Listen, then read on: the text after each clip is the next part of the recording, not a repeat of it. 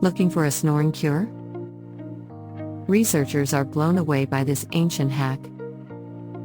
The practice of blowing through a conch shell, also known as shankh blowing, could assist patients struggling with obstructive sleep apnea, OSA, which blocks the airways and can lead to snoring.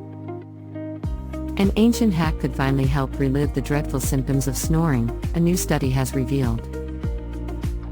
The practice of blowing through a conch shell, also known as shankh blowing, could assist patients struggling with obstructive sleep apnea, OSA,